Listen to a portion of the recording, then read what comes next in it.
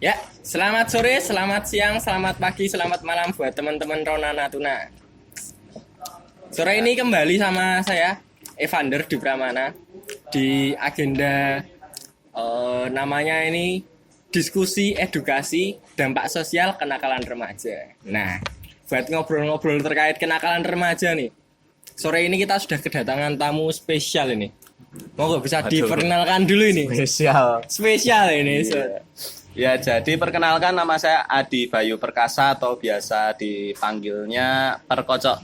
Ya, saya alhamdulillah masih mahasiswa setelah sekian lama dan juga berperan juga sebagai pengamat kebudayaan. Oke. Kecil-kecilan ya. Karena masih mahasiswa juga ya, Mas. Mahasiswa, jadi masih suka juga mengamati budaya. Kalau ngomong-ngomong belajarnya apa sih, Mas? Maksudnya program studi jurusannya apa gitu? Kalau saya itu kuliah di antropologi budaya. Antropologi budaya. Oke. Kalau di antropologi budaya itu kenapa sih orang suka mempelajari budaya-budaya gitu? Mungkin bisa diceritakan sedikit. Kalau di antropologi sendiri sebenarnya ilmunya lebih mempelajari tentang manusia. Oke. Kebetulan karena kita memang program studinya itu di antropologi budaya, memang kita mengamati manusia secara kultural. Nah. Jadi itu memang macam-macam. Kalau saya sendiri fokusnya di mitologi, gender sama religi. Begitu, mitologi, gender sama religi. Oke. Berarti kalau ngomongin nyerempet-nyerempet tentang remaja nih, hubungannya antara antropologi tadi sama remaja itu gimana, Mas? Maksudnya gimana sih kita bisa melihat manusia dari sudut pandang remaja saja ini seperti apa sih? Oke.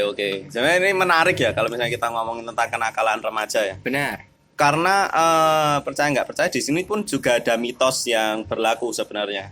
Kayak misalnya mungkin ya kalau kita lihat dari generasi zaman sekarang itu anak-anak remaja gitu, cewek cowok sering nongkrong malam di coffee shop atau yang parah-parahnya dugem atau ya yang lebih parah lagi nyerempet ke minuman keras, narkoba dan mungkin perilaku-perilaku yang semacam seks bebas gitu ya, atau free sex gitu ya.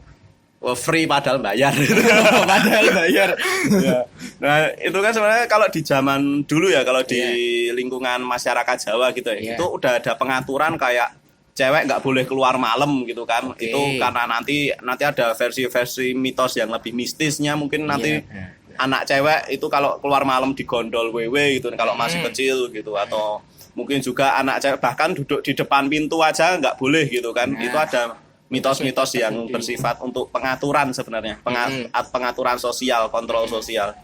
Tapi itu semua mungkin udah mulai hilang karena mungkin udah nggak esensial juga, berganti dengan zaman, dan karena nggak adanya kontrol sosial tersebut, meskipun nggak rasional juga ya nilainya, itu akhirnya dilepas sama masyarakat zaman sekarang. Dan ya mungkin ya kayak yang kita lihat, mungkin salah satu dampaknya nggak ada ketakutan terhadap itu. Jadi lepas aja gitu, mau cewek cowok nongkrong bebas, minum, ngerokok mungkin ya, atau mungkin yang lebih parahnya tadi yang free sex gitu ya, dan narkoba gitu. Nah, kalau ngomong-ngomong terkait kenakalan sendiri, Mas, sakjane nakal ki apa Mas nek dari sudut pandangnya kan budayawan ya. Kan suka mengamati manusia dan budaya manusia. Nek sakjane nakal itu sebenarnya apa, Mas? Sakjane nek nakal itu misalnya simpelnya itu nakal itu kalau kita keluar dari aturan. Kita keluar dari aturan itu sebenarnya udah nakal. Sesuatu yang dianggap menyimpang, yang nggak wajar. Misal semuanya yang lain tuh pakai baju putih, ini pakai baju hitam sendiri. Nah, ini anak metal, ini anak punk ini. Nah, ini berarti terhitungnya nakal. Nah, itu dalam konsep masyarakat itu ketika berimbasnya itu keluar dari aturan, keluar dari kebiasaan, tapi itu menghasilkan sesuatu yang menyimpang atau buruk hasilnya, itu nakal terhitung. Berarti ada kata kuncinya tadi, menyimpang itu berbeda dari tidak sesuai aturan lah, dan hasilnya buruk ya, Mas ya. Oke. Nah, kalau kalau kita lihat nih di masa-masa sekarang nih, seperti yang tadi udah dikatakan, kayak remaja sekarang kan banyak juga yang merokok, terus banyak juga yang tadi ada yang minuman keras, ada yang free sex. Nah, berarti itu sekarang sudah bukan kenakalan dong, Mas. Bisa disebut itu ketakutan lebih tepatnya. Ketakutan. Karena kan sebenarnya kalau kita ngelihat sesuatu yang disebut nakal itu kita lihat pada efeknya. Mungkin kalau misalnya kita ngelihat keluar malam zaman dulu mungkin ya, kalau misalnya ngelihat di cerita-ceritanya gitu kan memang banyak perampok, banyak pemerkosa atau mungkin bandit-bandit gitu kan. Jadi takutnya ada cewek diambil atau diapain gitu kan. Tapi zaman sekarang juga banyak ya sebenarnya. Ada kelitih juga ya Mas. Ada kelitih juga gitu. Kita kan harusnya ngelihat dulu nih, nakal ini dalam maksud sekedar rebel kah atau apa, tapi kita harus ngelihat pada fungsi jangka panjangnya. Kalau misalnya memang ngerokok itu memang sebenarnya wajar ya, karena dulu saya juga ngerokok juga. Tapi dah berhenti ya karena duitnya mulai entek soalnya. Bener pandemi ya. Duitnya mulai entek, mandek ngerokok.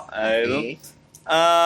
Padahal rokok itu kan juga banyak sekali efek buruknya. Kalau cuma sekedar enak ya memang enak sebenarnya ngerokok. Tapi kita harus melihat jangka panjangnya gitu. Mungkin gagal kehamilan kalau misalnya di wanita. Kalau bukan berarti terus laki-laki terus boleh ngerokok. Sebenarnya enggak juga gitu kan. Sebenarnya juga resiko kayak kanker, pernafasan itu kan banyak macam-macam. Tapi memang rokok itu memang sebenarnya masih skala kecil ya, tapi itu mungkin akan memulai banyak hal yang baru karena nanti mulai mengenal minuman keras. Minuman keras pun sebenarnya kan asik juga gitu. Saya juga peminum dulunya.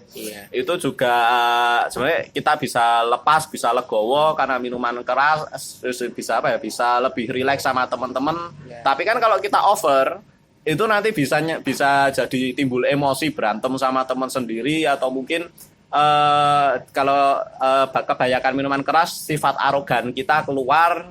Jadi meskipun kita lagi nggak minum, kita juga sering emosional, sering temperamen.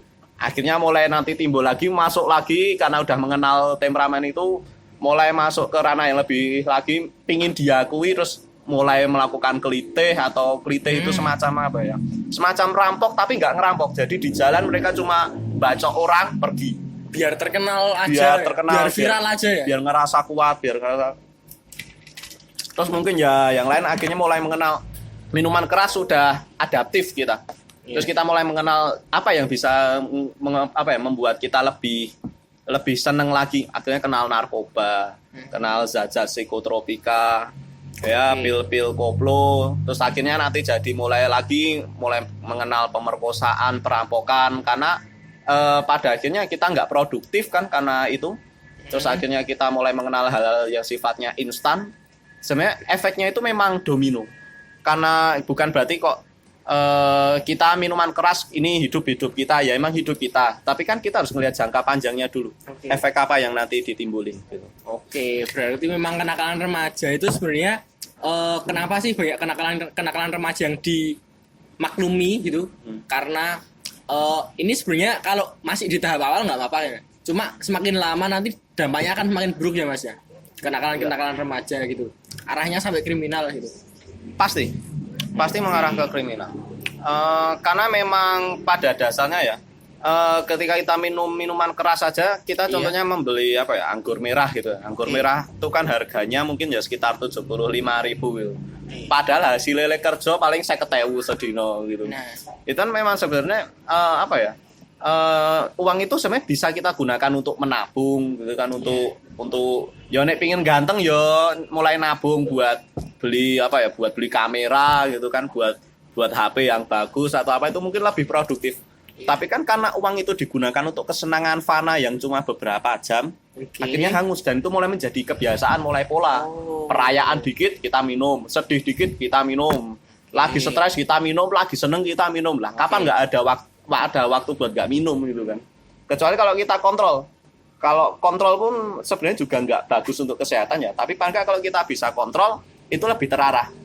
Cuman kita nggak bisa ngontrol anak-anak remaja zaman sekarang. Taunya kita happy sekarang. Masih hype-nya tinggi ya, antusiasnya tinggi dalam segala hal.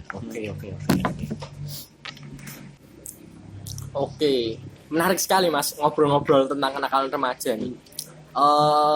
Kalau boleh lebih dalam dikit nih Mas, dari faktor motivasi.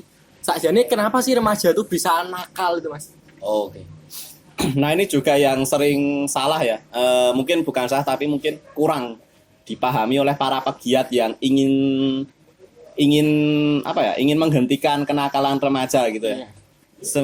Seperti lembaga-lembaga mungkin ya pemerintahan lah atau apa. untuk bisa memahami kenapa mereka nakal ya kita harus tahu. Kita harus tahu sudut pandang mereka. Benar. Nah, ini mumpung nih saya kan dulu juga minum, ngerokok gitu kan. Iya, itu juga sebenarnya untuk memahami kenapa kita nakal. Yes. Itu kita harus tahu dulu. Kita harus menyelam dulu. Karena sebenarnya kalau kita lihat tujuan, nggak ada tujuan, nggak ada esensi tersendiri. Benar. Ada yang bilang karena pingin keren atau pingin apa, tapi pada kenyataannya kita harus jujur, ngerokok itu enak, minuman keras itu enak. Kita harus jujur itu. Apalagi efek yang ditimbulkan pada waktu itu. Habis minum minuman keras kita jadi los, gitu kan, jadi bebas, rasanya nggak ada pembatas. Itu yang harus dipahami dulu. Nah, kenapa mereka melakukan ini? Ya karena mereka punya akses. Selagi aksesnya ada, ya kita akan terus laksanakan. Selagi akses beli rokok itu santai, ya kita santai beli. Beli minuman keras itu juga meskipun katanya nggak boleh gitu ya, atau tapi ya selama itu masih bisa, selama kita ada aksesnya, ya minuman keras akan terus diperjualbelikan. Dan masih digunakan oleh remaja-remaja tadi ya? Oke. Jadi memang juga faktor lingkungan. Kadang ada yang bilang jangan ikut pergaulan yang buruk. Lah emang ada pergaulan yang baik. Itu kan bias, sebenarnya pergaulan yang baik dan buruk itu bias. Karena di lingkungan kreatif pun minuman keras akan tetap dijumpai, apalagi rokok gitu kan.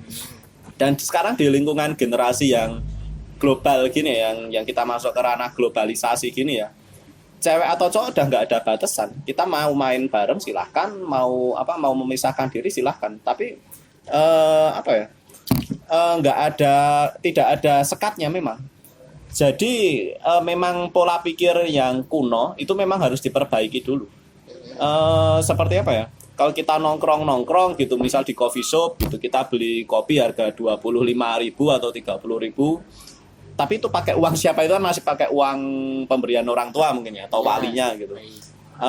Itu masih dirasa kurang karena mungkin kalau kita lihat faktornya lagi, pendapatan mereka, misal pun mereka bekerja part time pun mungkin nggak sampai untuk bisa memenuhi itu. Oke. Itu semacam kita sendiri harus peka lihat hal-hal kayak gitu, apa yang bisa kita masukin. Daripada kita melarang, mungkin lebih tepatnya kita harus mengontrol. Selagi itu terkontrol, ada penyuluhan yang lebih modern, itu mungkin mereka bisa memahami. Karena percuma mau dilarang seperti apapun, itu nggak akan bisa hilang. Masyarakat kita adaptif terhadap hal-hal buruk itu pasti adaptif. Oke. Gitu. Kalau ngobrolkan masalah tadi seperti yang sudah disinggung, ada kenakalan tuh bisa disebabkan oleh lingkungan, tapi bisa juga disebabkan oleh ya cuma pengen aja kok. Kebetulan aku melihat misal orang tuaku juga merokok gitu, terus anaknya ikut merokok. Nah itu seberapa sih pengaruhnya? Kalau mungkin bisa dilihat kalau lingkungan eksternal dulu. Bagaimana sih anak melihat lingkungan di sekitarnya itu? Terus kan nggak mungkin ya, misal kita nongkrong di tempat, terus ada teman kita yang langsung minuman keras gitu. Terus kita, wah aku pengen gini, kan nggak seimpulsif gitu kan? Pasti kan ada rasa, wah ini minuman keras nih, harus berapa tahun ke atas nih, ya kan orang kan pasti punya logika itu. Nah gimana sih seorang remaja kok bisa membreakthrough itu terus, wah akhirnya aku maulah itu minum. Nah itu prosesnya gimana Mas, coba diceritakan. Memang selalu ada agen faktor, selalu ada orang-orang yang memperkenalkan, kayak misalnya ngerokok aja carane ngene, ora nek loro, ora nek mati ya kan, kadang kayak gitu. Atau mungkin minuman keras gitu, ayolah wes ngerokok sisan lah ngombe gitu kan, sekalian lah minum kita. Memang agen-agen tersebut lah yang akhirnya memperkenalkan kita pada dunia yang mungkin tadi disebut nakal gitu ya. Tapi memang kalau misalnya kita ngelihat pengaruh terhadap agen-agen tersebut sangat besar, terutama orang tua gitu ya. Apakah merokok itu berbahaya? Ya, secara kesehatan fisik. Secara kesehatan mental mungkin enggak, karena mungkin kita bisa mengeluarkan ide ketika ngerokok. Lebih enjoy, kita lebih aman karena waktu nggak ada ide untuk pekerjaan atau ide kreatif, kita ngerokok jadi punya ide, punya inspirasi. Itu yang disebut mungkin kita harus toleran juga. Kita harus memahami kondisi juga. Minuman keras gitu, mungkin kita ada pub, udah ada klub-klub malam gitu ya, mungkin kalau minum silahkan di situ, tapi kalau mabuk nggak boleh di sini loh. Ini kan berarti nggak fair. Berarti gimana cara ngontrolnya? Itu harus memerlukan peran banyak pihak ini untuk bisa mengatasi ini. Tapi kalau kenakalan hanya sebatas itu sih mungkin masih aman sebenarnya. Karena mungkin yang lebih berbahaya itu kenakalan itu seperti mungkin free sex atau mungkin narkoba, karena narkoba itu efeknya candu ya sebetulnya nyapi gitu ya. Atau nyapi itu kan trihexyphenidyl atau kapal selam gitu kan. Kapal selam itu kan alprazolam gitu kan. Kalau misalnya pil-pil koplo gitu kan memang efeknya memang itu obat kan diperuntukkan untuk mereka yang sakit jiwa. Lah Anda ini sehat kok malah makan makanan penyakitnya orang ini ya. Malah pakai obatnya orang gila kan. Jadi candu juga. Jadi candu juga. Kalau orang gila kan minum itu candu biar dia nggak kepikiran untuk gila dan mengeluarkan. Nah, ini sehat malah pingin edan. Nah, ini kan lucu itu karena itu diperbaiki gitu. Kenapa mereka bisa pakai? Ya kan aksesnya ada. Aksesnya pasti ada. Itu harus diperketat gitu kan. Ya saya ngomong gini juga karena apa ya? Karena saya juga paham dunia seperti itu. Gimana orang-orang nyapi gitu kan, orang-orang nyapi itu kan sampai apa ya? Mereka punya frase baru tuh ngorong gitu kan, ngorong. Bengong tapi rasanya haus, nggak bisa ditolong pakai air nggak bisa gitu kan, nggak hilang-hilang atau alusan gitu itu. Nah ini peran pemerintah tuh harusnya atau mereka yang bekerja di kebijakan kayak gini harus memahami dulu pola pikirnya bahwa kenapa nggak bisa berhenti ya karena nggak mau diberhentikan karena aksesnya masih ada. Jadi poin-poin paling pentingnya tadi ya Mas, aksesnya masih terlalu terbuka untuk kenakalan remaja seperti itu ya di sekitar kita. Nah mungkin lebih praktis nih. Kalau kita melihat kenakalan remaja atau sign-sign tanda-tanda ada misal wah ini temanku udah mulai merokok nih. Nah gitu. Nah kira-kira apa sih yang sebaiknya bisa kita lakukan? Entah kita memposisikan diri sebagai teman atau memposisikan diri sebagai orang tua misal. Nah itu seperti apa Mas? Kita harus perkenalkan pada mereka efek jangka panjang secara langsung. Kita harus memberikan ketakutannya. Maksudnya kalau kita cuma bilang jangan ngerokok nanti kanker ya, itu udah katam itu mau dibungkus rokok dikasih gambar-gambar paru-paru dibuka juga orang tetap ngerokok. Tapi kalau kita kasih tahu efek-efek lainnya gitu, misalnya di kanker gitu biaya pengobatannya berapa gitu kan. Kalau kita nguplo gitu nanti masuk penjara atau masuk rehabilitasi berapa lama cuma bisa ketemu yang sejenis kan ya. Bosen loh. Itu memang harus diperkenalkan pada ketakutan yang nyata, yang realistis. Mereka harus tahu dampak-dampak langsung yang utamanya. Kalau cuma ketakutan fana gitu ya kita kebal. Dan itu juga efek-efek lainnya itu seperti hal-hal yang amoral. Ini yang saya sebut kenakalan yang lebih lebih berefek gitu. Seperti koplo, miras atau mungkin rokok ya meskipun saya juga kurang setuju rokok disebut berbahaya tuh. Efek utamanya karena mereka ini kan cuma tiket. Miras, koplo itu kan sebenarnya cuma tiket tiket untuk menuju pola pikir berbahaya seperti merampok, pemerkosaan, free sex ya terutama. Jadi kan misalnya kalau kita bilang seks di luar nikah gitu nggak boleh gitu kan. Nanti ternoda masuk neraka, udah kebal. Orangnya tuh udah dikasih kayak gitu juga masih dilakuin kan. Nggak ada gunanya. Mungkin lebih tepatnya dikasih tahu kalau misalnya biar aman gitu kenapa kok free sex dilarang. Penyakitnya itu kan bisa jadi orang ini pernah sama siapa aja ini kalau kena penyakitnya bar semua ya apa mau itu aset utamanya jadi bengkakan nggak mau gitu. Atau mungkin efek hamil di luar nikahnya. Kalau hamil di luar kamu kedah pada bodoh amat gitu ya. Karena nggak mikirin risiko. Tapi nanti mikirin nanti kalau misalnya mereka harus nikah, harus punya anaknya ini gimana cara ngerawatnya, pokoknya berapa, tinggal di rumah siapa, malunya. Itu yang harus diperkenalkan.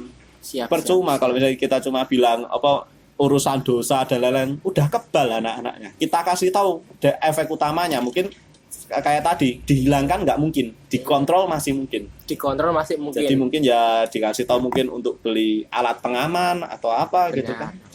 Berarti poinnya sangat menarik sekali nih. Jadi teman-teman yang jelas untuk ada beberapa kenakalan remaja itu sebenarnya bukan kenakalan remaja yang nyata karena itu memang sudah dilegalkan oleh pemerintah seperti merokok dan lain-lain. Cuma itu tuh menjadi tiket untuk menjadi kenakalan remaja yang lebih destruktif gitu ya Mas Kecok ya.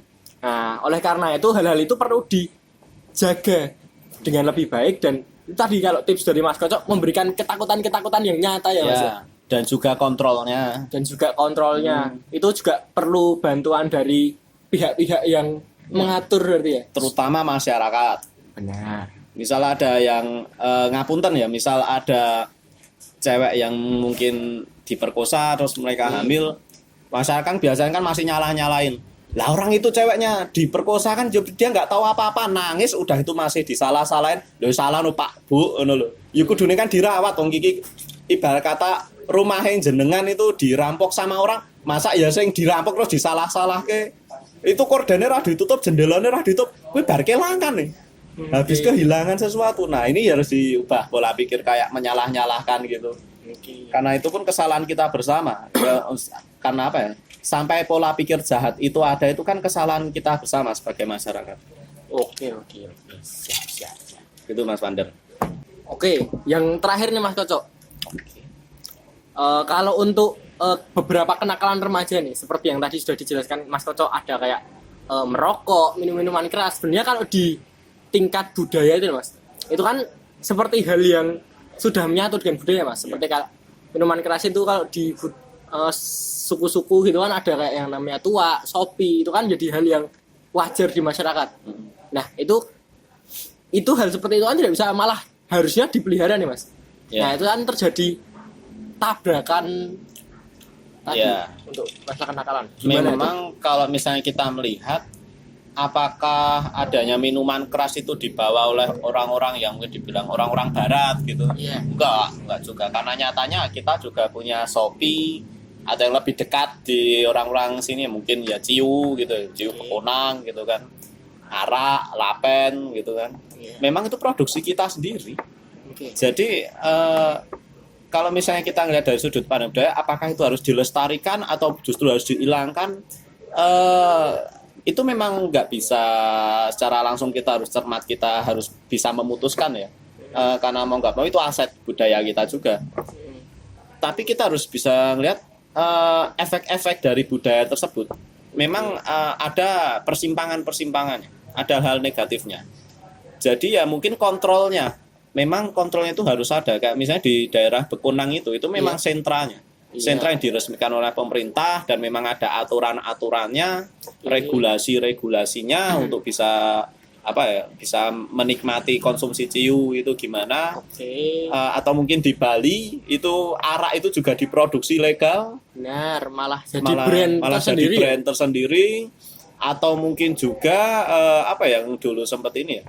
Itu Shopee juga kalau nggak salah itu juga mulai diperkenalkan secara legal, dilegalkan oleh pemerintah daerah sebagai aset. Artinya kan intensitas alkoholnya itu kan bisa dikontrol. Artinya kalau alkoholnya bisa dikontrol, efeknya mungkin bisa dikontrol lagi. Mungkin ada aturan-aturan khususnya untuk minum atau yang beli harus berusia berapa, atau mungkin juga nanti cuma boleh diminum di mana, mungkin di rumah sendiri atau gimana. Jadi mungkin kontrol sosial ini yang harus diperhatikan ya. Karena kalau kita melihat dari sudut pandang budaya sekaligus atau sudut pandang akademis gitu ya, nggak cukup satu penelitian, memang harus interdisiplin, harus barengan, mungkin anak ilmu sosial, anak ilmu budaya atau ilmu politik sekalian ya, itu harus kontrol bareng. Atau mungkin terhadap zat, berarti mungkin anak-anak farmasi mungkin ya, itu memang harus bareng-bareng. Nah ini kita harus kenalkan untuk ngontrolnya. Mungkin juga anak-anak remaja-remaja itu nggak bisa cuma sekedar stop terus mereka harus suruh ngapain. Ini harus diberikan kesibukan yang lebih menyenangkan. Apa yang menyenangkan versi mereka? Mungkin ya dangdutan, berarti mungkin bisa diperkenalkan di event organizer gitu ya. Atau mungkin juga mereka ternyata seneng main musik gitu, mereka difasilitasi untuk main band. Jadi memang banyak bentuk kreatif yang menyenangkan selain ini. Mereka nggak menemukan hal-hal yang menyenangkan selain ini. Kita harus perkenalkan pada hal menyenangkan yang lebih kreatif. Berarti semacam kita itu perlu, kalau kita membatasi kenakalan-kenakalan tadi susah. Iya itu susah. Jadi kita perlu mengontrol mereka agar mereka tidak anggap aja keliaran mereka itu tidak menjadi suatu hal yang buruk ya Mas. Seperti ke hal yang kriminal tadi. Tapi kita perlu mengalihkan supaya menjadi hal yang lebih produktif gitu. Mungkin bisa kita tanya mereka tuh pengen ngapain aja sih gitu. Pengen bikin apa, itu kita kasih fasilitas. Ya minum ya minum sewajarnya gitu kan. Ngombe ya ngombe, tapi ya sak madione gitu kan. Yang ngombe ya enak, ora aja pendak dino gitu kan. Itu misalnya banyak minum, yang enggak minum jangan sampai minum. Sekali minum tuh susah berhentinya. Siap. Oke. Cukup insightful ya teman-teman, ngobrol-ngobrol dengan Mas Kocok ini sore hari ini. Santai aja. Iya, ini memang santai. Oke, omong-omong kalau boleh perkenalan, Mas Kocok IG-nya apa, atau mungkin biar teman-teman yang di Natuna besok wah, ini teman-teman di Natuna ini kalau kepo tentang kebudayaan yang ada di Jawa gitu kalau Oh ya di Natuna ya ini. Iya benar, ini teman-teman Natuna ini audiensnya. Ya kalau mau kontak-kontakan saya ada Instagram itu di @perkocok gitu ya. Ya itu isinya lucu-lucuan aja itu, tapi santai kita. Nanti bagi teman-teman juga yang mau berdiskusi lebih lanjut atau mungkin nanti dari pihak pemerintah, kalau mau berdiskusi melihat dari sudut pandang pemuda itu seperti apa, supaya bisa mengatur memberikan kebijakan yang lebih humanis gitu Mas. Lebih cocok lah bagi anak muda juga tidak merasa terkekang, itu bisa ngobrol-ngobrol dengan Mas Kocok. Oke. Saya rasa sekian aja ngobrol-ngobrol tentang kenakalan remaja sore hari ini. Bagi teman-teman, semoga diskusi ini memberikan manfaat. Kurang lebih saya Evander undur diri, dan juga Mas saya Kocok juga ikut undur diri. Iya, karena nggak mungkin juga tinggal Mas Kocok sendiri. Oke, cukup sekian. Terima kasih. Selamat sore. Bye-bye semua.